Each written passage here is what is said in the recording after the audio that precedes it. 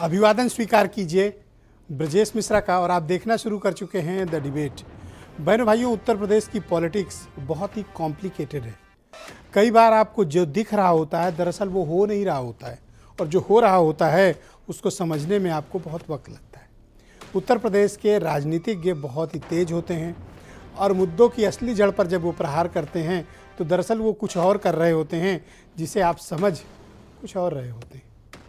उत्तर प्रदेश का ये उपचुनाव भी बहुत ही राजनीतिक सरगर्मी के दौर पे चला गया है, जहां गेंद कहीं पड़ रही है, टप्पा कहीं खा रही है और जा कहीं रही है। और फुटबॉल की भी इसमें एंट्री हुई है कि मारा कहीं जा रहा है, गोल कहीं और हो रहा है। तो आज की परिचर्चा हम इस विषय पर करने वाले हैं, उत्तर प्रदेश के उपचुनाव। बहनों भाइयों, उत्तर प्रदेश के उपचुनाव में कई बातें बड़ी असाधारण दिखाई दे रही हैं। उत्तर प्रदेश के मुख्यमंत्री अखिलेश यादव से ज़्यादा चाचा शिवपाल पर हमलावर हैं। चाचा शिवपाल को पेंडुलम बताया गया है और फुटबॉल भी। क्या वाकई में ऐसा है? और मुख्यमंत्री के इस बयान के बाद समाजवादी पार्टी इसको किस तरह से ले रही है और शिवपाल यादव पर हमलावर होने की वजह क्या है? हमें इसके कारणों को समझना चाहिए, क्योंकि जब तक शिवपाल और अखिलेश अलग अलग लड़ रहे थे किसी को कोई प्रॉब्लम नहीं थी, लेकिन जैसे ही चाचा भतीजा मिले गदर मच गया है। तो ये गदर क्यों मचा और इसके राजनीतिक मायने क्या हैं? मैं 2-3 घटनाएं आपको बताना चाहता हूँ। जैसे ये लोग मिलते हैं, शिवपाल यादव की जो सिक्योरिटी है वो जेड से घटकर आ जाती है वाई।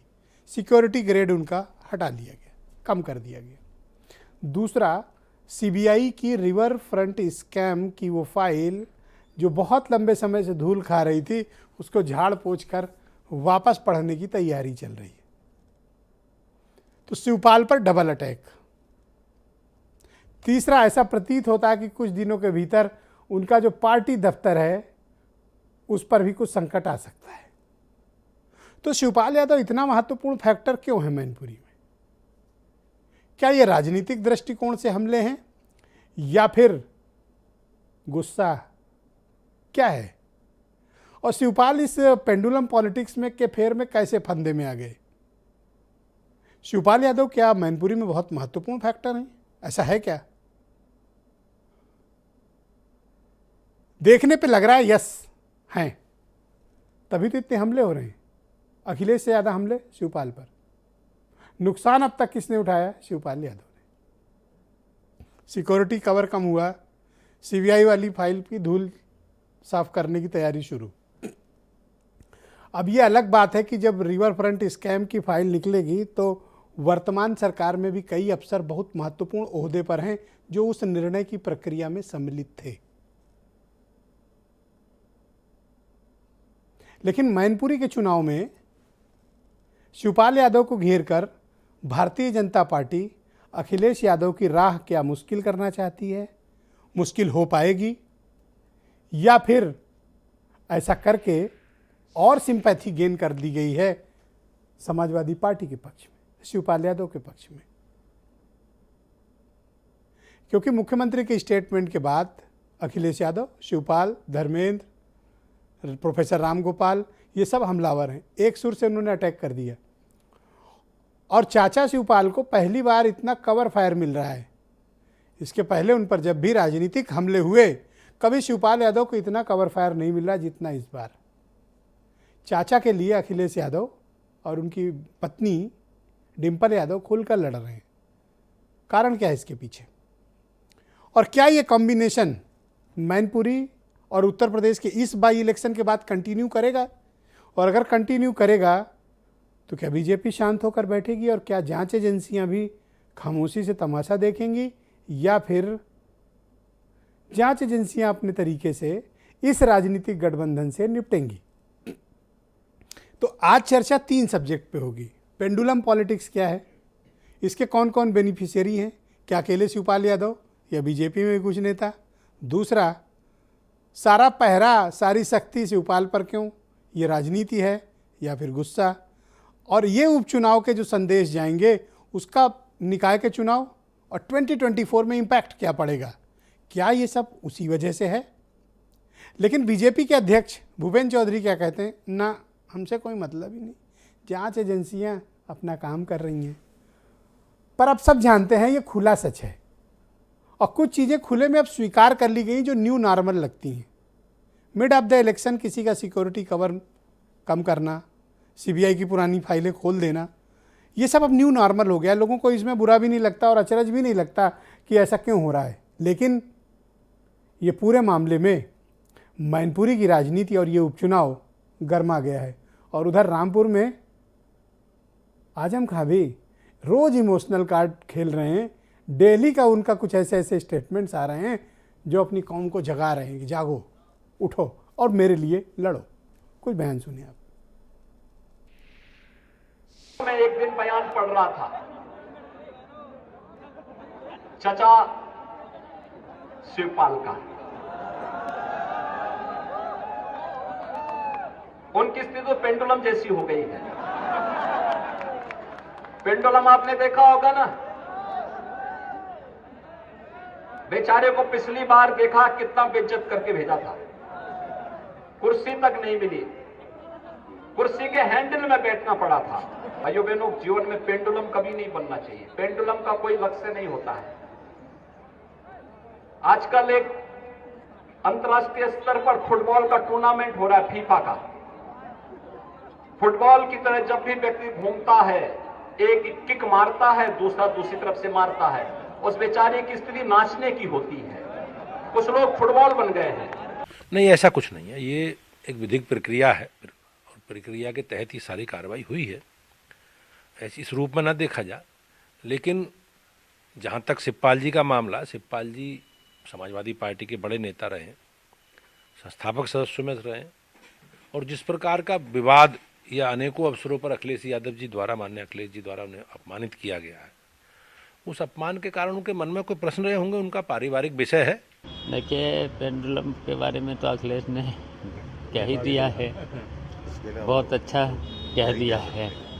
और देखिए, जब अच्छा खिलाड़ी होता है ना, तो ऐसा फुटबॉल मारता है तो तुरंत गोल हो जाता है। तो अब गोल ही होने वाला है डिम्पल का। हमारे जो मुख्यमंत्री थे आज करेल कह के गए कि चाचा पेंडुलम है, कभी इधर जाते हैं कभी उधर जाते हैं, इसलिए वो जान नहीं पा रहे हैं वो पेंडुलम नहीं है। वो ऐसा झूला झुलाएंगे मुख्यमंत्री जी को, छोड़ देंगे, पता नहीं लगेगा कहां गिरेंगे। तो आज की परिचर्चा बहुत दिलचस्प है, लेकिन अखिलेश यादव ने ये क्यों कहा कि चाचा झूला बहुत अच्छा झुलाते हैं और ऐसी जगह छोड़ आएंगे कि समझ में आ जाएगा। कहना क्या चाह रहे थे वो? आज हम इन सब विषयों पर बहुत विस्तार से चर्चा करने वाले हैं। अशोक पांडे हमारे साथ भारतीय जनता पार्टी से हैं, अनूप संडा जी समाजवादी पार्टी से हैं, प्रदीप सिंह कांग्रेस से हैं, अरुण राजभर SBSP से हैं, दीपक मिश्रा शिवपाल यादव की पार्टी के PSPL के मुख्य प्रवक्ता हैं, और अमिताभ भूषण जी जाने माने पत्रकार, और बीरेंद्र सिंह जी हमारे स्टेट हेड। बहुत शुक्रिया और धन्यवाद। आप सब अपने अपने बॉक्स में, टीवी के बॉक्स में, पेंडुलम तो नहीं है लेकिन स्थिर और डायनामिक बैठे हैं। बहुत स्वागत आपका, शुक्रिया। तो भाई अशोक पांडे जी, चाचा शिवपाल पर इतना बीजेपी हमलावर क्यों है? चाचा का कसूर क्या है कि उनकी सिक्योरिटी भी आपने घटा ली, CBI का पहरा भी बिठा दिया, घेराबंदी भी कर रहे हैं, और उनके अब तो पार्टी ऑफिस पर भी संकट पैदा कर दिया आपने, इतना खुल्लम खुल्ला।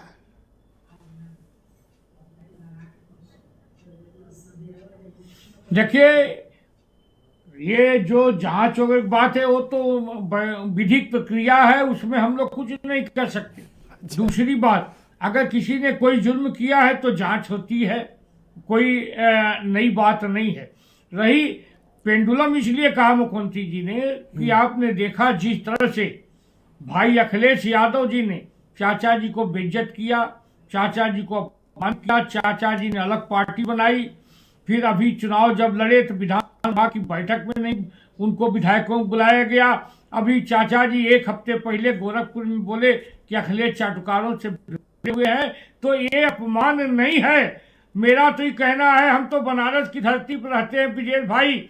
मान सहित विष पी के शंभु भये जगदीश, बिना मान अमृत पिए राहु कटाए शीश। वो राहु कटाने, अपना शीश कटाने गए हैं, वहां अमृत नहीं मिलने वाला है। चुनाव के बाद फिर एक बार अच्छा, वो एक परिवार उनकी है, दशा एक कोई चाचा है, फुटबॉल एक वाली भतीजा है, वो आपस में लड़े, साथ रहें, आपको क्या एतराज है? और इतना गुस्सा शिवपाल पर क्यों? कारण क्या है? देखिए, ये परिवार सार्वजनिक परिवार है। सार्वजनिक परिवार में दिखाई दे रहा है कि छोटी बहू भाजपा में चली गई। दिखाई दे रहा है कि अखिलेश जी नहीं, साजन भी खड़े होकर चाचा को गाली देने का काम कर रहे हैं। चाचा को मंच पर से भगाया जा रहा है। चाचा अलग पार्टी बना रहे हैं। जब सार्वजनिक जीवन में है तो ये दिखाई देता है। तो यही चाचा आपको पहले तो बहुत अच्छे लगते थे। ये पांडे जी 2-3 डिबेट में आप उनकी बड़ी प्रशंसा कर रहे थे, लेकिन आज आप भी कुछ खिसियाए हुए लग रहे हैं चाचा आज शिवपाल भी यादव से। अच्छे हैं। सुनिए, बिल्कुल नहीं, चाचा हमेशा अच्छे होते हैं, लेकिन चाचा चोर भतीजा पाजी ये गलत होता है। चाचा पेंडुलम है और फुटबॉल है, ऐसा मानते हैं आप?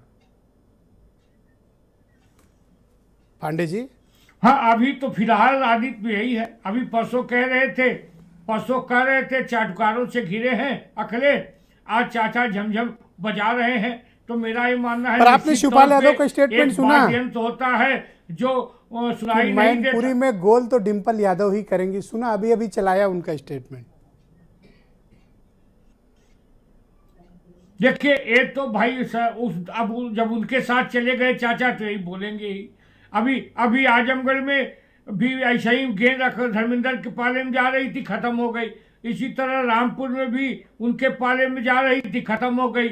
उसी तरह इस बार गेंद निश्चित तौर पे पूरा प्रदेश देखा है कि अखिलेश राम गोपाल जी ही नहीं, मुलायम सिंह जी को जिस तरह से अखिलेश जी ने अपमानित किया, वो पूरा प्रदेश देखा है। उस अपमान का बदला मैनपुरी से भारतीय जनता पार्टी मुलायम सिंह जी को सच्ची श्रद्धांजलि। बहुत शुक्रिया आपका, धन्यवाद पांडे जी। परिचर्चा को आगे बढ़ाते हैं। अनूप जी, बहुत शुक्रिया आपका। आज जब से चाचा भतीजा ने हाथ मिलाया है, चाचा पर कुछ ज़्यादा ही सख्ती शुरू हो गई है। पहला, सिक्योरिटी कवर जेट से वाई कम हुआ।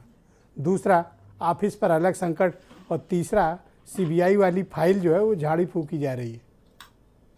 देखिए, अगर बचा पाओगे चाचा को? मजाक की भाषा में अगर कहूँ, जैसा पांडे जी पूर्वांचल से आते हैं, मैं भी पूर्वांचल के प्रवेश द्वार से आता हूँ। हमारे यहाँ पूर्वांचल में एक कहावत है, खिसियान बिलार खंभा नोचे। तो वही दशा भारतीय जनता पार्टी की हो गई है। और जहाँ तक रहा ये जांच की फाइल खुल जाने का सवाल, जेड प्लस सिक्योरिटी हटा लेने का सवाल, सत्ता का जितनी बेशर्मी और अहंकार के साथ दुरुपयोग भारतीय जनता पार्टी की सरकारें पूरे देश में कर रही हैं, इसकी मिसाल भारतीय लोकतंत्र में कभी मिलना मुश्किल है। और ये वो लोग हैं जिन्होंने, जब इंदिरा गांधी ने 1975 में इमरजेंसी लगाई थी, तो 1.5 साल जेल झेलने के बाद माफ़ी मांगने का प्रस्ताव कर दिया था इंदिरा गांधी के सामने। ये आज सत्ता पा करके अपने अहंकार का जो खेल खेल रहे हैं, जनता इनके अहंकार को धूल दूसरी करेगी। पर बीजेपी इतना नाराज क्यों है? नहीं, बीजेपी नाराज इसलिए है कि बीजेपी की तो आदत हो गई है दूसरे की कमाई खाने की। उनको लग रहा था कि शिवपाल जी और अखिलेश जी लड़ते रहेंगे, शिवपाल जी का हमारे लिए इस्तेमाल होंगे और हम उनका मीठा मीठा गप कर लेंगे। अब मामला उलट गया, तो अब बेचारे परेशान है। तो कोई पेंडुलम बता रहा, अब ये नहीं समझ रहे हैं कि बगैर पेंडुलम के घड़ी नहीं चलती भाई। अब जहाँ तक मुख्यमंत्री जी का सवाल है, मैं तो बड़ा आभारी हूँ कि अभी पाकिस्तान नहीं लाए, नहीं तो भाजपा वाले तो पाकिस्तान भी ला सकते हैं।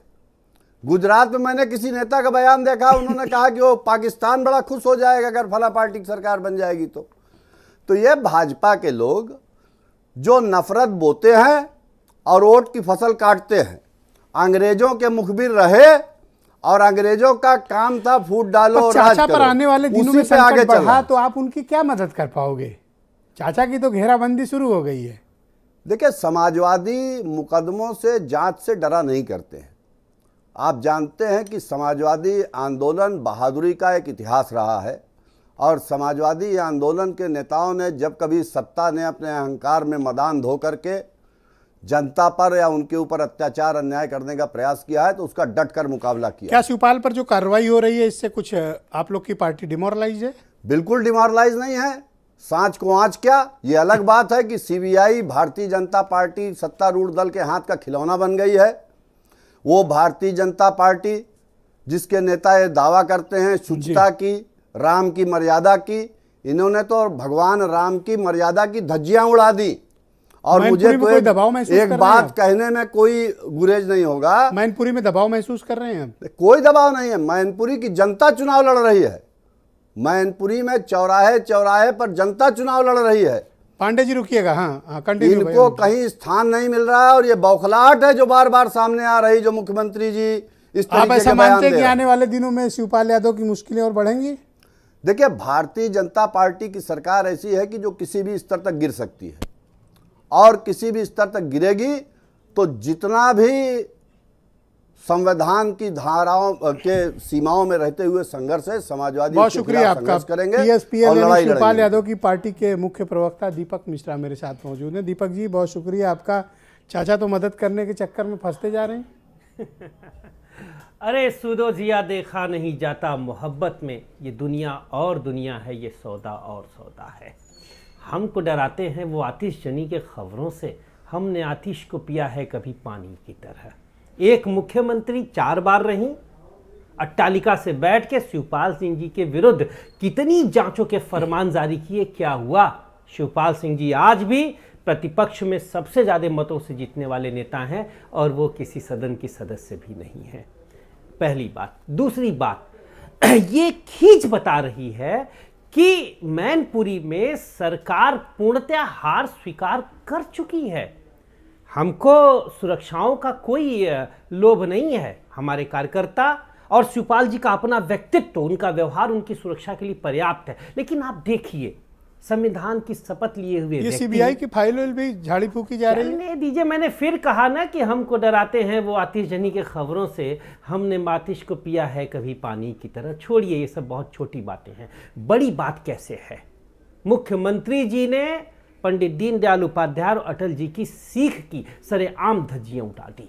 आप एक तरफ नेताजी की दुहाई दे रहे हैं और दूसरी तरफ नेताजी के सुख दुख में पूरी ताकत के साथ लगे। स्वयं मुख्यमंत्री जी के शब्दों में कि नेताजी के लक्ष्मण और हनुमान शिवपाल जी हैं, उनको सार्वजनिक रूप से अवमानित कर रहे हैं और भाव भंगिमा ऐसी जो किसी मुख्यमंत्री को शोभा नहीं देती। खैर, वो उनका अपना विषय है। लोक जीवन आपको में बुरा लगा पेंडुलम कहा गया? ना ना ना, हमें बुरा इसलिए नहीं लगा कि कहते हैं ना कि जिससे वफा की उम्मीद होती है, जब वो बेवफाई करता है तो बुरा लगता है। मुख्यमंत्री जी का तो इतिहास ही रहा है।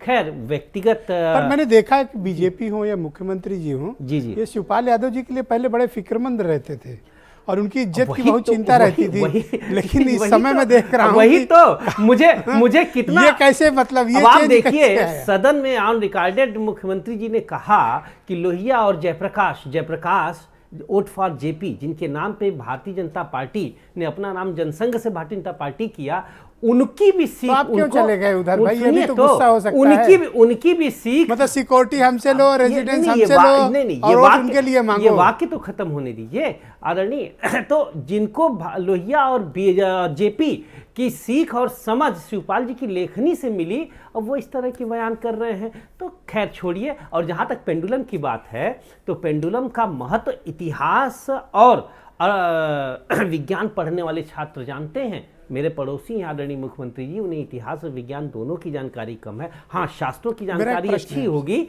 अब सुनिए, पेंडुलम के बगैर आप समय निर्धारित ही नहीं कर सकते। अच्छा सुनिए ना जी, सिक्योरिटी हमसे लो, रेजिडेंस हमसे लो, जी जी जी, फैसिलिटी हमसे लो, काम हमसे कराओ, जी, वोट उनके लिए। ये हास्यास्पद वोट उनके लिए, मैं बताऊं, ये वोट उनके लिए अगर भाजपा गुस्सा तो आएगा। नहीं, अगर भाजपा यह सोचती है तो हास्यास्पद।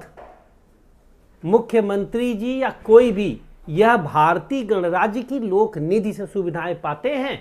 शिवपाल सिंह जी जनता द्वारा चयनित विधायक हैं और जो भी सुविधाएं उन्हें है वह उस लोक निधि से है जो उत्तर प्रदेश की सम्मानित जनता की जेब से आता है। और दूसरी सबसे बड़ी बात बता दें आदरणीय ब्रजेश जी, इस तरीके से जानते हैं क्या होगा?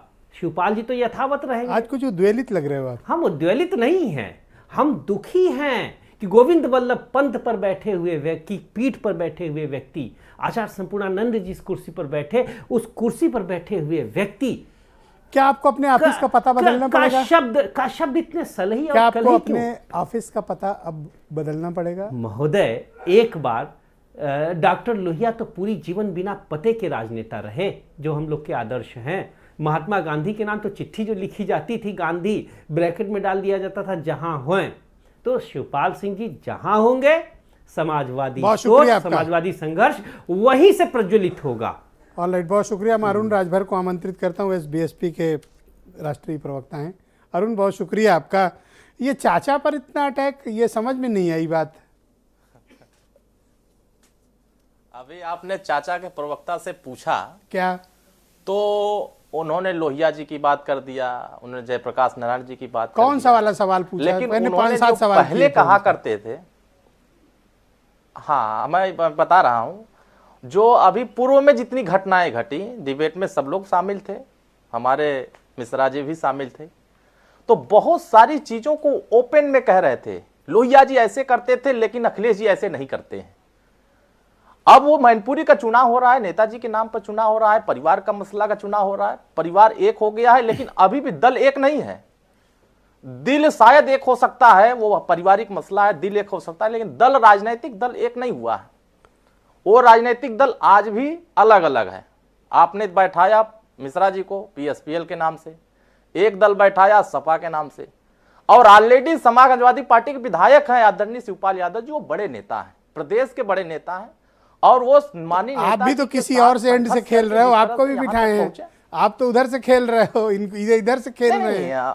खिलाड़ी तो दोनों लोग। नहीं, मैं कुछ नहीं खेल रहा हूं, मैं ये कह रहा हूं जी कि जो आदरणीय शिवपाल यादव जी कल तक कहा करते थे कि मैं असली समाजवादी हूं, और नकली समाजवादी लोग हमें अपमानित कर रहे हैं, और अपमानित होते होते होते यहां तक मसला पहुंच गया कि फुटबॉल बन गए, और एक तरफ से वार हो रहा है कि वो जो झूला बड़ा वाला है उससे वो खेल रहे हैं, झूला से उलट जाएंगे।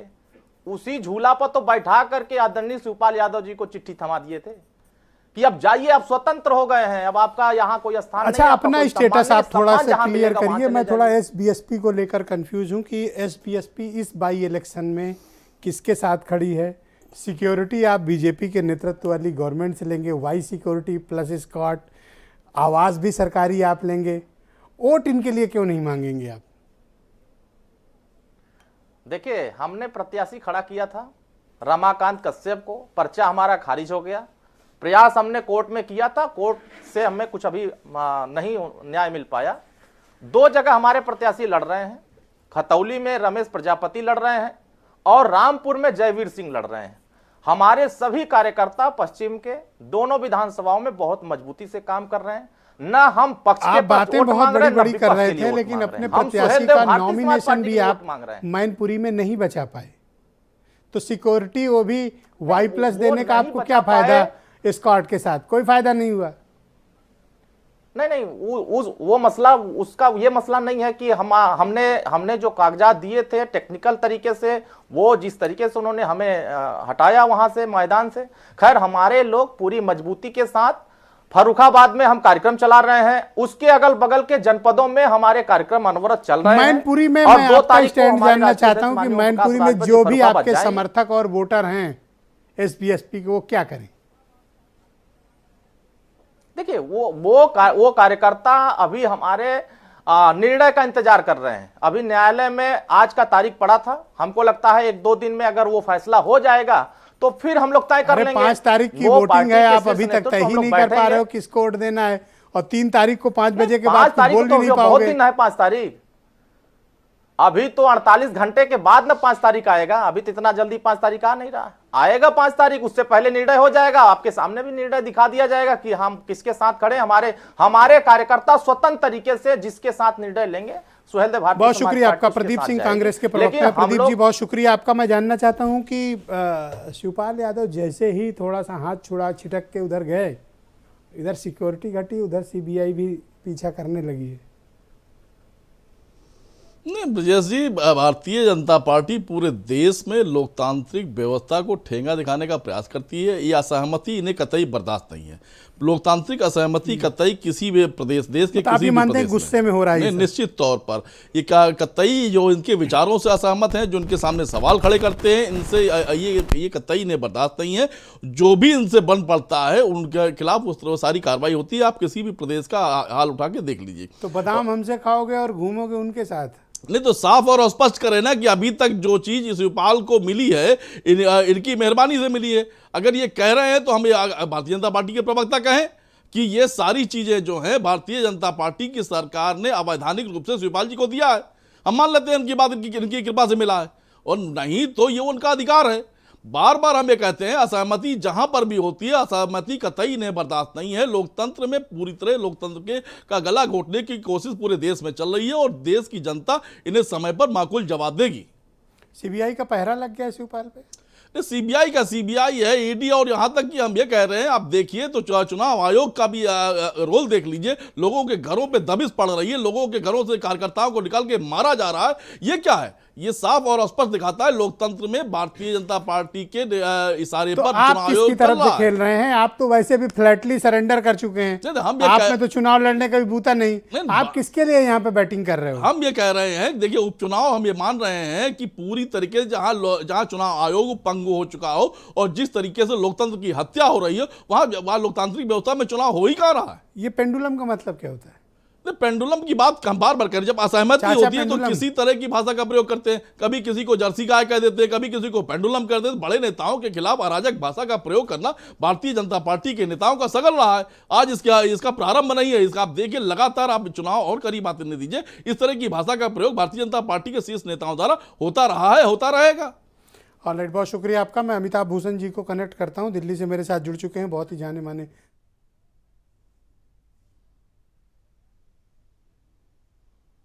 और उनको बड़ा काफी कुछ भला बुरा भी उनको कहा गया मन से।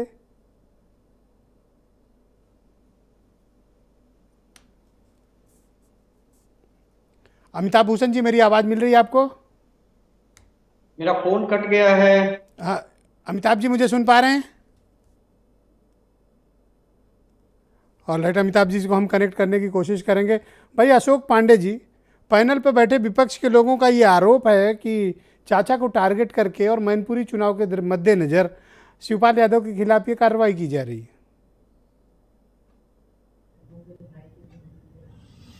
देखिए, ये उनकी बात हो सकती है, अनर्गल प्रलाप है। अभी लोकतंत्र पर कांग्रेस के साथी बोल रहे थे, जो इस मुल्क में आपातकाल लगा दिया जिसने, वो अब लोकतंत्र पे बोल रहे हैं। हंसी आती है, लेकिन क्या करें, चैनल पे बैठे हैं। सच तो ये है, कानून अपना काम कर रहा है। सच तो ये है, सभी प्रदेश की जनता ने देखा कि चाचा जी के साथ जो दुर्गत किया अखिलेश यादव ने, दूसरे कोई भी व्यक्ति चाचा के साथ तो ऐसा नहीं करेगा, पिताजी के साथ तो ऐसा नहीं करेगा। सगा भाई लड़ रहा था धर्मेंद्र यादव, चुनाव प्रचार में नहीं गए, रामपुर चुनाव प्रचार में नहीं गए, पत्नी लड़ गई तो चाचा जी के हाथ चले गए, चाचा का पैर छू लिया। मेरा ये मानना है कि अखिलेश यादव जी किसी के नहीं है। चुनाव के बाद फिर चाचा जी को समझ में आ जाएगा। ऑलराइट, अमिताभ भूषण जी मुझे ज्वाइन कर चुके हैं। अमिताभ जी, बहुत शुक्रिया आपका। जैसे ही चाचा भतीजे ने हाथ मिलाया, चाचा के ऊपर सख्ती शुरू हो गई है। सिक्योरिटी ग्रेड तो कम हुई, अब सीबीआई वाली फाइल भी आज झाड़ पोंछ के बाहर निकाली गई है। देखिए ब्रजेश जी, दो तीन चीजें हैं, इसको मैं दो तीन हिस्सों में देखता हूँ। पहला तो ये है कि जिस तरीके से जांच एजेंसी इस वक्त कार्रवाई की दिशा में बढ़ रही है, तो टाइमिंग को लेकर सवाल होना बहुत वाजिब है कि ये कार्रवाई पहले भी हो सकती थी इसी वक्त। दूसरा, जहां तक सिक्योरिटी कम करने का मामला है, उसकी जो श्रेणी सुरक्षा की घटाई गई है, तो उस मामले पर यह है कि उत्तर प्रदेश के जो स्टूल उप मुख्यमंत्री हैं, उनका एक बयान आया। उन्होंने ये कहा कि जिनसे शिवपाल जी को खतरा था, आज वो उन्हीं के पास चले गए हैं, तो अब खतरा कम हो गया है। तो ये गंभीर बात है कि आप सुरक्षा देते समय क्या आपको किसी अधिकारी ने बताया था क्या कि शिवपाल जी को खतरा अखिलेश यादव या समाजवादी पार्टी के लोगों से थी? और क्या फिर दोबारा जैसे वहां शिवपाल जी गए तो आपके अधिकारियों ने जांच करके बता दिया था क्या कि अब उनका खतरा समाप्त हो गया? तो इस तरीके की बचकानी बात किसी राज्य का उप मुख्यमंत्री करे तो उसे पूरी जिम्मेदारी के साथ बताना चाहिए कि सुरक्षा देना और लेना क्या ये मजाक चल रहा है क्या, कि मन होगा तो सत्यनारायण भगवान का प्रसाद है कि हम दे देंगे, हमारे मन में आया हमने बांट दिया। तीसरा आते हैं पेंडुलम वाले पक्ष पर ब्रजेश। देखिए बीजेपी को ये लगता था कि शिवपाल यादव अगर उनके पक्ष में होंगे या अखिलेश के मुखालफत अखिलेश की वो करेंगे तो जसवंत नगर जहां से मुलायम सिंह यादव जी भी संभलते थे, वो हिस्सा जहां शिवपाल जी का सर्वाधिक प्रभाव है, उस हिस्से में बीजेपी कमाल कर दी। अब जब शिवपाल जी वहां चले गए हैं तो जाहिर है कि जसवंत नगर को लेकर जो कुछ भी सोचा समझा होगा बीजेपी ने वो फलीभूत होता हुआ नहीं दिखाई दे रहा है। तो जसवंत नगर के संदर्भ में मेरा ये मानना है कि सच में वहां शिवपाल जी की भूमिका पेंडुलम की है, उस पेंडुलम या दोलन की जो सियासत की घड़ी के सुइयों को नियंत्रित करने की कुवत रखती है। उस विधानसभा में तो कम से कम मैं कह ही सकता हूं और आसपास में भी, तो जिस तरीके से फुटबॉल और पेंडुलम कहा जा रहा है, इस तरीके की भाषा और जिस तरीके की कार्यवाही इस समय हो रही है, कार्यवाही चाहे केंद्र की एजेंसी करे या राज्य की एजेंसी करे, लेकिन किस वक्त में वो कर रही है वो बहुत महत्वपूर्ण है। आपने बीजेपी अध्यक्ष का इनोसेंट बयान सुना, उन्होंने कहा ये तो विधिक प्रक्रिया है। विधिक प्रक्रिया देखिए बड़ा कमाल की बात है, विधिक प्रक्रिया के बहुत सारे लोग उनके यहाँ भी हैं, तो औरों के गिरवा की लेते हैं तलाशी और अपने गिरवा में कभी झांका नहीं जाता, कमाल ही। इस पर क्या ये सब लोग समझ रहे हैं, जो लोग जनता को मूर्ख समझते हैं ना, उनको ये समझना चाहिए कि हताशा निराशा या आपकी जो गतिविधि है जी वो सामने वाले को लीड दे रही है। क्या आपको लगता है कि आने वाले दिनों में चाचा पर और थोड़ी सख्ती बढ़ेगी? करेंगे, लेकिन वो जितनी भी सख्ती होगी ब्रजेश जी, होता क्या परसेप्शन बैटल में आप अखिलेश यादव को मजबूती दे रहे हैं, आप ये साबित कर रहे हैं कि शिवपाल जी के होने से उनकी ताकत बढ़ रही है और इसको आप स्वीकार कर रहे हैं। तो आप जितनी सख्ती इस वक्त करेंगे उस सख्ती करने से उनको लाभ ही मिलेगा। पता नहीं कैसे कैसे सलाहकार वहां मौजूद हैं जो ऐसे मौके पर इस तरीके की सलाह दे रहे हैं, ऐसे ही सलाह देते गुस्सा भी तो आता है कि बादाम हमसे और बात वहां, कैसे मतलब? तो उसके लिए राजभर जी हैं ना, उनको देख के खुश हो जाएं। ऑलराइट, आप करें तो बढ़िया है। थैंक यू आपका अमिताभ जी। मैं डिबेट के दूसरे चरण में आपको फिर कनेक्ट करता हूं, आपके बाकी विचारों को सम्मिलित करेंगे। वीरेंद्र जी हमारे साथ डिबेट में जुड़ चुके हैं। वीरेंद्र जी, एक तो ये पेंडुलम पॉलिटिक्स, एक नया शब्द इंट्रोड्यूस हुआ है उत्तर प्रदेश की राजनीति में, ये क्या है, इसकी क्यों ज़रूरत आन पड़ी और शिवपाल यादव पर इतना गुस्सा क्यों दिखा रही सरकार? देखिए, अपने यहाँ कहते हैं कि सावधानी हटी दुर्घटना घटी, और बीजेपी हटी और पर्ची कटी। तो वही स्थिति चल रही है कि शिवपाल यादव एक ज़माने में जब 48 घंटे बीजेपी ने विधानसभा चलाई तो विपक्ष का कोई नेता नहीं जा रहा था, उसमें शिवपाल यादव गए और बीजेपी को बहुत बड़ी राहत दी उन्होंने। जब राष्ट्रपति का चुनाव आया तो बीजेपी के प्रत्याशी के डिनर में 5 KD पर शिवपाल यादव गए और बीजेपी ने काफ़ी उसका प्रचार किया। तो अभी वो ज़्यादा समय नहीं बीता है, सब इसी साल की घटनाएं हैं। तो वक्त की बात है कि अपनी ज़रूरत के हिसाब से सियासत में आकलन किया जाता है, कभी गले लगाया जाता है, कभी पेंडुलम कहा जाता है, कभी फुटबॉल बनाया जाता है। फुटबॉल हालांकि बड़ा लोकप्रिय खेल है, लेकिन अब सियासत में नेताओं के लिए वो इस्तेमाल होता है, वो किक मारने में हो रहा है। देखिए, ज़रूरत सब कराती है ब्रजेश जी। अपनी ज़रूरत है तो बड़ा कार्यालय, बंगला, सिक्योरिटी, डिनर, खाना पीना सब मिलता है। और जैसे अगर आप खिलाफ गए तो फिर जांच, सिक्योरिटी कटौती और भ्रष्टाचार घोटाला सब खुल भी जाएगा, कार्यालय भी जाएगा, सिक्योरिटी भी जाएगी, तमाम सारी चीज़ें होती हैं। और बाद में कहा जाता है कि भाई एजेंसियां अपना काम कर रही हैं, तो अपने ऊपर गुजरती है तो भाई लोकतंत्र खतरे में है और ज़्यादती हो रही है, और अगर दूसरे पे है तो फिर भाई कानून अपना काम कर रहा है। ये हर सरकार में होता रहा है। बस लोग ये कहते हैं कि बीजेपी ने कांग्रेस से थोड़ा ज़्यादा कर दिया। कांग्रेस भी खूब करती थी अपने विरोधियों को फंसाने के लिए CBI ED का इस्तेमाल, अब वो बीजेपी में आ गई है बात। तो ये अखिलेश के साथ जाने का ये इफेक्ट तो आना था। अब नेतागिरी इतना आसान विपक्ष में नहीं रह गई है। नेता के लिए आप देखो दो ही जगह है, या तो बीजेपी में रहो या तो जेल में। अब दो में से जो अच्छा लगे वो आप अपना लीजिए, क्योंकि गोमती रिवर फ्रंट की जांच 6 साल से चल रही है, जब से सरकार गई समाजवादी की 17 में 2000 में। बहुत सारे इंजीनियर सब बंद भये। अब जाके 3 IAS के लिए और इनके शिवपाल यादव मंत्री सबके लिए अभियोजन स्वीकृति मांगी जाने लगी। तो कुछ चीज़ें तो बचा के रखते ही हैं बीजेपी वाले सबके, कि जब मौका पड़े तो कान अमेट दो। तो ये जो मामला है इसमें एक फ़ायदा और हो सकता है। अरुण जी बैठे हैं, पीले गमछे वाले चाचा का भी कुछ मामला बन सकता है, क्योंकि एक चाचा उधर गए तो इधर दूसरे वाले चाचा की पूंछ बढ़ सकती है, और उनको वैसे भी कार्यालय की तलाश है, काफ़ी बड़े कार्यालय की। मुख्यमंत्री का एक ट्वीट आया अभी थोड़ी देर पहले। उन्होंने कहा कि समाजवादी घनघोर परिवारवादी हैं, इनको राष्ट्रीय अध्यक्ष भी चाहिए, मुख्यमंत्री का पद भी चाहिए, इनको राष्ट्रीय महासचिव चाहिए, राष्ट्रीय अध्यक्ष भी चाहिए, ब्लॉक प्रमुख भी चाहिए, सांसद भी चाहिए। ये समाजवादी नहीं परिवारवादी है। ऐसा ट्वीट मुख्यमंत्री योगी आदित्यनाथ ने थोड़ी देर पहले ही किया है।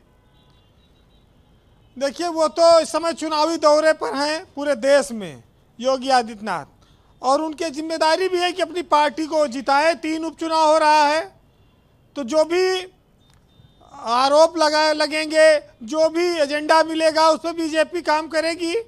और परिवारवाद तो बहुत बड़ा मुद्दा हमेशा रहा है, सभी दलों के लिए रहा है।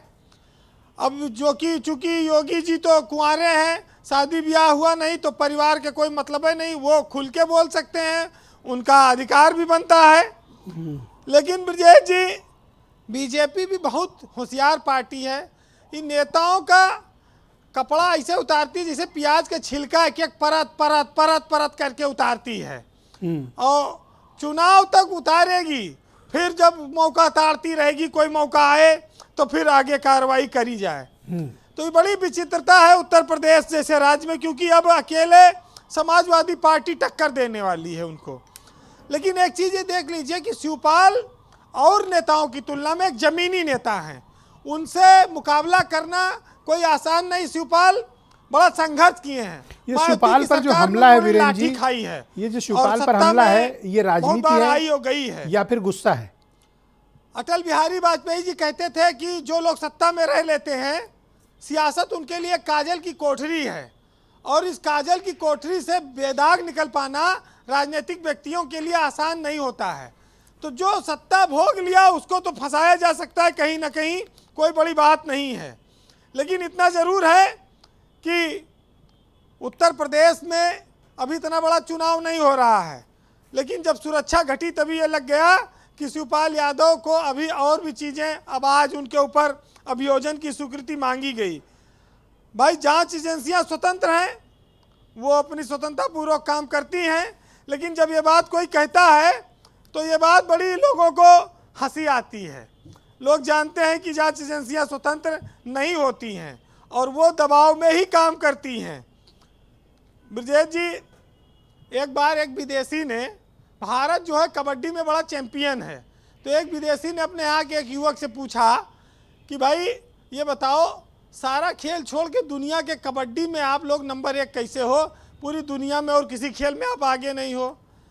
तो लड़के ने बड़ा सीधा सा जवाब दिया जी कि हमारे यहाँ जब कोई कबड्डी में अपनी मंजिल तक, पहले तक पहुँचना चाहता है, तब सारे मिलकर उसकी टांग खींच लेते हैं, और यही हमारे देश की सियासत में भी है।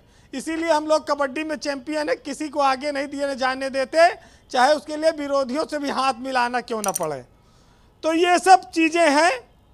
सुनिएगा कि बदलाव जब आता है तो बहुत सारी चीज़ें देखने को मिलती हैं। परिवार की खातिर अगर शिवपाल यादव ने बलिदान किया है पहले भी, तो अब भी वो जेल जाने के लिए तैयार होंगे। उन्होंने अपने ट्विटर अकाउंट पर लिखा भी है कि हाँ तैयार हैं हम, वो बहुत पहले लिख दिया था। तो ये लड़ाई राजनीतिक है, ये सब चलती रहती है।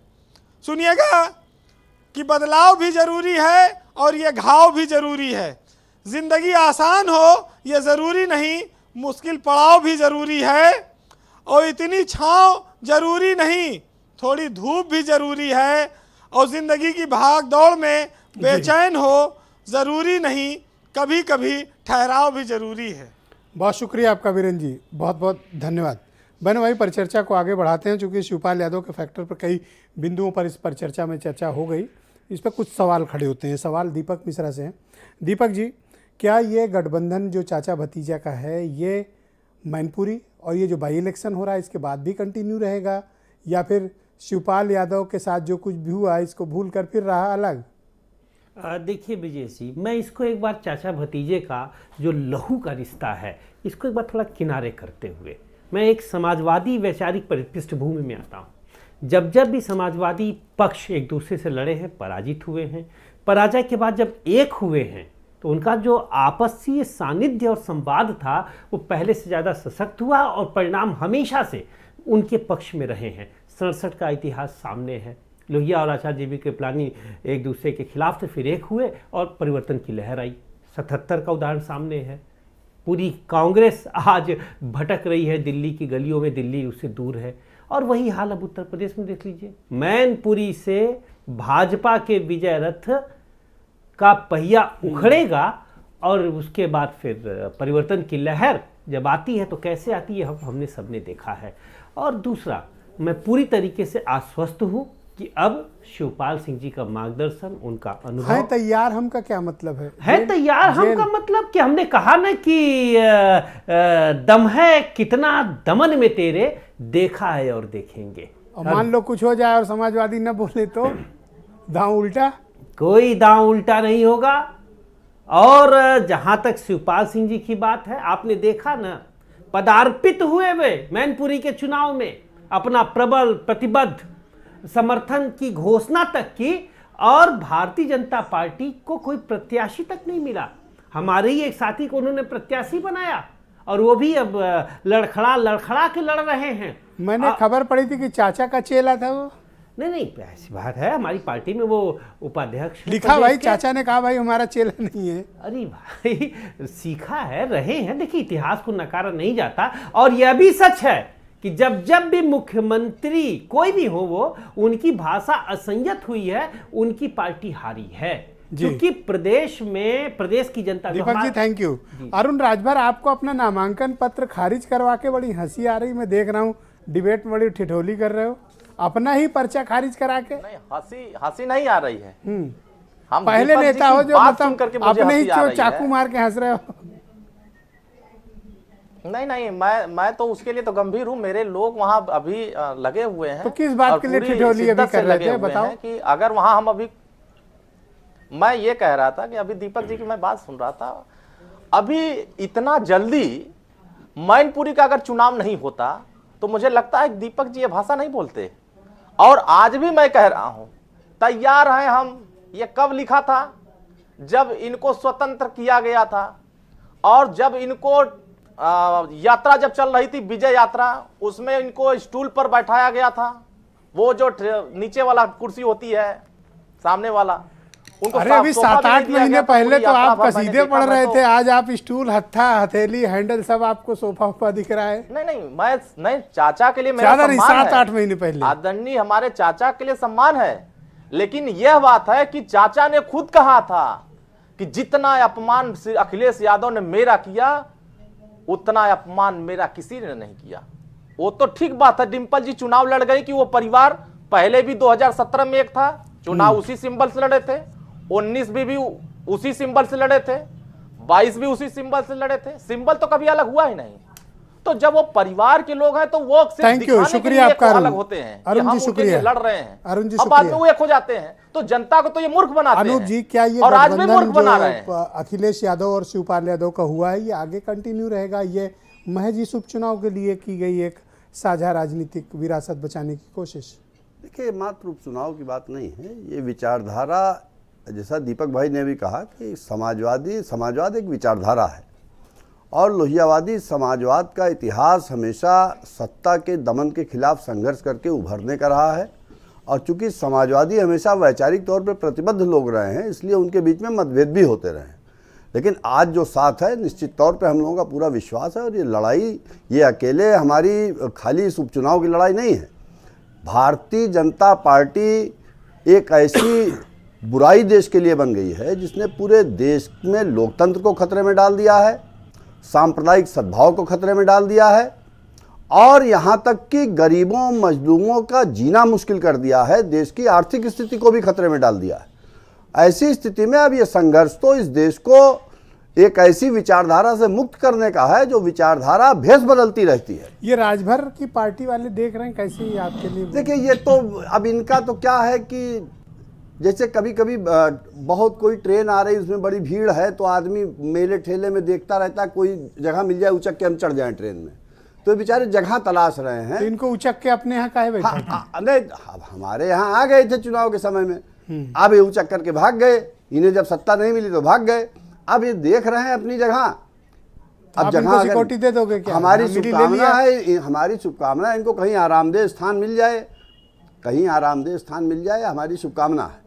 मैं एक बात पे सवाल कहना चाहता हूँ, आपको जब आरामदेह स्थान नहीं मिला तो चाचा के शरण में चले गए। भाई मैंने आपको नहीं टोका, कल तक तो लाठी लेकर के अरुण जी मैंने आपको नहीं टोका, लेकर के आप क्यों भाजपा विचारधारा सीख रहे हो? जाओ भाजपा, मैंने तो आपको नहीं टोका के लिए क्या मैंने आपको एक बार भी नहीं टोका। भाजपा के एजेंट बना आप बात सुनिए, भाजपा के रहमो करम पर भारतीय जनता पार्टी की सरकार में मंत्री बन के आप रहे हैं। आज कैसे हो गया? भारतीय जनता पार्टी की सरकार में मंत्री बन के आप रहे हैं। समाजवादी पार्टी अपने चेहरे और चरित्र को, सत्ता की मलाई एक तो गुंडई की भाषा और आज भारतीय जनता पार्टी के इशारे पर दूसरे कार्यकर्ताओं भाषा बोल रहे हैं, भाषा, इन सब चीजों को आज चिल्ला रहे हैं इतने दिन से जवान हमारे साथ अन्याय हो रहा है। आपको लेकिन श्री अखिलेश यादव जी कभी खड़े नहीं हो रहे उनके साथ, खाली टीवी पर आके कहते थे मैं उनके साथ हूं, वो बेचारे रो रो के कह रहे हैं कि मेरे साथ अन्याय हो रहा है। राजनीति लेकिन नेताजी रहे हर क्षण बदलती रहे।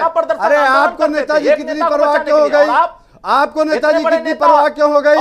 अरे आप तो कुछ और कह रहे थे, समाजवादी पार्टी आप तो भाजपा में देश का भविष्य देख रहे थे, भाजपा जीतेगी, आप तो भाजपा में भविष्य देख रहे थे, आपके तो व्यक्तिगत संबंध ऐसे लड़ने से कोई फायदा है? आपको हर दरबार में ऐसे लड़ने का कोई फायदा नहीं, आज ये बेकार की परेशानी क्यों हो गई? ऐसे आपस में लड़ोगे मजा नहीं है, अपना अपना पक्ष रखिए। अरुण शांत हो जाओ। मैंने अरुण जब बोल रहे थे अरुण आपने अपनी बात रख ली ना, बीच में मत टोकिए, क्यों आवाज आपसे ऊंची कर सकता हूँ। अरुण एक मिनट सुन लो उनकी बात। ये जो समाजवादी पार्टी का अहंकार है ना, ये अहंकार नहीं है, ये आत्मविश्वास है लोगों को, ये आत्मविश्वास है हमारा। जुल्म करने का। अच्छा शुक्रिया, एक सेकंड रुक जाइए, डिबेट को थोड़ा नेक्स्ट स्टेप पे ले चलते हैं। एक सेकंड रुकिए, अनुज जी आप भी रुकिए, अरुण आप भी रुकिए, दोनों लोग कृपया रुक जाइए। लोगों के साथ उल्टा पुल्टा बोल करके थैंक यू, ऑलराइट काम किए हैं। पांडे जी, अशोक पांडे जी। ब्रजेश भाई मेरी बात, हाँ मैं आपको टाइम दे दूंगा। अच्छा 10 सेकंड आप रख लें, अपनी बात कंप्लीट कर लें। मैंने अभी एक बयान सुनाया कि मुख्यमंत्री जी ने परिवारवाद की बात कही। हाँ कहा, अभी ट्वीट भारतीय जनता पार्टी लगाया, दिखाया जाए जो प्रदेश कहिए उस प्रदेश के परिवारवाद की कलई खोल दूं। मध्य प्रदेश में श्रीमती राजमाता विजया राजे सिंधिया, वसुंधरा राजे सिंधिया, दुष्यंत सिंह, कर्नाटक में येदियुरप्पा उनके पुत्र, आंध्र प्रदेश में देख लीजिए मुख्यमंत्री का ट्वीट स्क्रीन पे लाया जाए। मध्य प्रदेश में कैलाश विजयवर्गीय जी के बेटे हैं जिन्होंने क्रिकेट का बैट लेकर के पब्लिक की पिटाई की थी, और राजस्थान देख लीजिए, ये क्या परिवारवाद पे बोलेंगे? अरे खुला बोला है, ट्वीट पढ़ रहे हैं आप, आपके स्क्रीन पे सामने चल रहा है, देखिए। ये मैं कह तो रहा हूं, ये ढोंगी लोग हैं, ये ढोंगी और पाखंडी लोग हैं जो कहते तो हैं अपने को राम का पुजारी, लेकिन ये है राम के व्यापारी। इन्होंने भगवान राम जी को क्या कर दिया है? अब अशोक पांडे जी से रुका नहीं जा रहा। पांडे जी बोल रहे हैं, थैंक यू, ये भाषा राम की मर्यादा का उल्लंघन करती है। ओके पांडे जी बोलिए भाई। अनूप जी तो भड़क गए एकदम। देखिए डॉक्टर लोहिया कहते थे पूरा समाज हमारा परिवार है, हमारा समाज है जी। पांडे जी सुन पा रहे हैं आप मुझे? जी बिल्कुल। हाँ आप बोले, कंटिन्यू। देखिए आपको बता दें कि डॉक्टर लोहिया कहते थे पूरा समाज हमारा परिवार है, ये कहते हैं पूरा परिवार ही हमारा समाज है। मुलायम सिंह के घर में अगर 400 लोग रहते तो 400 विधानसभा में यही लगते, ये खाली प्रवक्ता ये करते नहीं पड़ रहा है। आपको गिना दिया आपकी पार्टी की असलियत, फिर भी यही विचारधारा है। एक झूठ को 100 बार दोहराओ,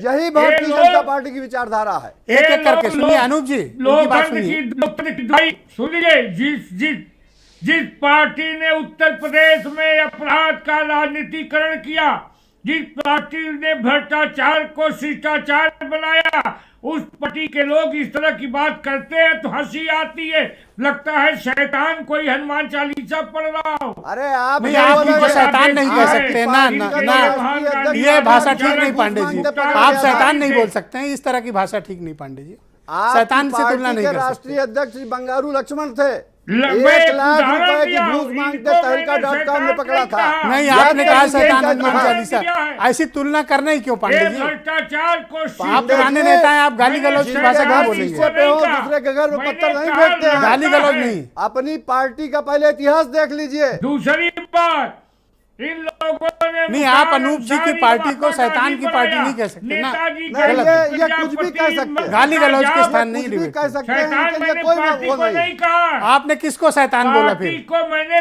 आपने कहा नहीं शैतान जैसे मैंने हनुमान चालीसा पढ़ रहा हो, मैंने किसको उदाहरण शैतान बोला दिया। आपने? जी, मैंने कहा ऐसा लगता है कोई शैतान। अब अगर मैं ये कह दूंगा कि ऐसा लगता है कि कालनेमी राम नाम ले रहा है, तब आप क्या कहेंगे?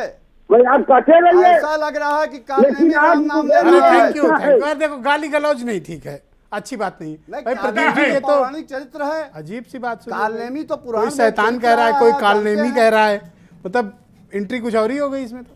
नहीं, कालनेमी तो एक पौराणिक ओके, चरित्र है, प्रदीप जी, ये हमें प्रदीप शैतान जी। बोले, हम इनको कालनेमी भी नहीं बोल सकते। ये क्या बात है भाई कि आप इन तर्कों तथ्यों की बजाय लोग गाली गलौज। नहीं, ये उतरना, देखिए अगर डिबेट की में शिष्टाचार की सीमाओं का उल्लंघन ये करेंगे तो इनको माकूल जवाब दिया जाए। शैतान और एक उदाहरण क्यों आप उदाहरण ऐसे देंगे?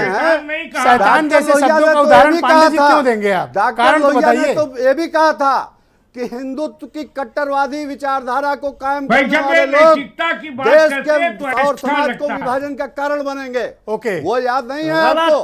पांडे जी, लोहिया जी को मिसकोड मत कीजिए। डॉक्टर लोहिया ने हमेशा कट्टर हिंदुत्व, कट्टर इस्लाम की खुली आलोचना की थी। कट्टरता बनाम उदारता प्रदीप सिंह हो क्या रहा है भाई? देखो यहाँ तो गाली गलौज शुरू हो गया। प्रदीप सिंह भाई बोलिए, अपने विचार प्रस्तुत करो आप। लोहिया ने हमेशा हमेशा अराजक भाषा का समर्थन करते हैं और उसका उदाहरण क्या ये शैतान और कालनेमी जैसी भाषा को स्वीकार किया जाना? नहीं, ये पहली बार बोल रहे हैं क्या? आप देखिए इनके बड़े से बड़े नेता लगातार इस तरह की भाषा का प्रयोग करते आए हैं और भारतीय जनता पार्टी के प्रवक्ता यहाँ बैठकर उसी चीजों को आगे बढ़ा रहे हैं, वो इनकी विरासत है। वैसे मैं पांडे जी के बारे में कहूँ, शायद पहली बार उन्होंने इतने कठोर शब्द, वैसे अब वही बार हमारे साथ डिबेट में पांडे जी लेकिन को कभी गाली गलौज नहीं की। पर आज पता नहीं किस आवेश में आज थोड़ा इस आवेश में वो शैतान बोल गए। आप जाइएगा और गालियां दीजिएगा क्योंकि चुनाव चल रहा है। ये वहां से डायरेक्शन दिया गया, पांडे जी बहुत भले आदमी है, इस तरह की भाषा का प्रयोग वो नहीं करते। अच्छा, कहलवाया गया, डांट के भेजा गया है तो उस भाषा का प्रयोग करने के लिए मजबूर है पांडे जी। ओके, अरे नहीं ऐसा ही है। नहीं, हम जान रहे पांडे जी, अरे आप हमारे साथ तमाम बार बहस में रहे हैं, ऐसा आज आप इस तरह की भाषा का प्रयोग कर रहे हैं। आप जानते हैं कि आपके नेतृत्व ने आपसे कहा है इस तरह की भाषा। पांडे जी, क्या आप अपनी बात वापस लेना चाहते हैं? पांडे जी उदार हृदय हैं। देखिए, एक मैंने उदाहरण दिया, मैंने किसी को उदाहरण ऐसे कैसे दे दोगे? मैंने मतलब किसी को शैतान वाला उदाहरण कैसे दोगे पांडे जी? मैं किसी को मैंने नहीं कहा, मैंने कहा जो नैतिकता की बात कर रहे हैं तो ऐसा लगता है कोई शैतान हनुमान चालीसा पढ़ रहा हो, तो इन्होंने भी तो कालनेमी बोल ही दिया। चलो बराबर हो गए, 1 बाई 1। एक सवाल पूछ लूं पांडे जी से? हाँ हाँ पूछे। आपकी पार्टी के राष्ट्रीय अध्यक्ष श्री बंगारू लक्ष्मण 1 लाख रुपए की घूस लेते तहलका.com के कैमरे पे पकड़े गए थे कि नहीं पकड़े गए थे? हाँ या ना में बता दीजिए। देखिए, अगर इस तरह की घटना हुई तो कार्रवाई भी हुई। ओके, अमिताभ में क्या कार्रवाई होगी? मेरा ये मानना है, राजनीति तो अमिताभ जी मुद्दों के आधार पर, तर्क और तथ्यों पर होती है। राष्ट्रीय अध्यक्ष पर तो बंगाली लक्ष्मण नहीं रहे। कालनेमी के नाम पर कब गए अमिताभ जी? मतलब जो लोग बहुत शिष्ट में मानता था प्रवक्ता में, वही लोग गाली गलौज शुरू कर दिए। कारण क्या है कि जब ऊपर के नेता ही की भाषा जब खराब होगी और जब होड़ होगी दलों के भीतर कि कौन कितना नीचे जा सकता है, तो उसका असर नीचे तक होगा। आप ऊपर के नेताओं को देखिए ना, पार्टियों के जो शीर्ष नेतृत्व में बैठे हुए लोग हैं उनकी भाषा देख लीजिए, जैसे प्रवक्ताओं को प्रमोट किया जाता है उनकी भाषा देख लीजिए, तो कई बार संयमित लोगों को भी लगता है कि अच्छा यही तरीका है, लोग इसी से खुश होते हैं। तो खैर मामला मुद्दे पर होना चाहिए, बात इस समय इस पर हो रहा है। देखिए अटल जी कहते थे ब्रजेश जी कि छोटे मन से कोई बड़ा नहीं होता और टूटे मन से कोई खड़ा नहीं होता। तो दूसरे किसी को अपमानित करके अगर ये लगता है कि हमारी सियासत बड़ी हो जाएगी और हम बड़े नैतिकवान साबित हो जाएंगे, तो ऐसा नहीं है। लोकतंत्र में जनता सब कुछ देख रही है और जनता को फिर लगता है कि हम ठगे हुए हैं, क्योंकि ये भी वही हैं जो बाकी लोग थे, वही ये भी हैं।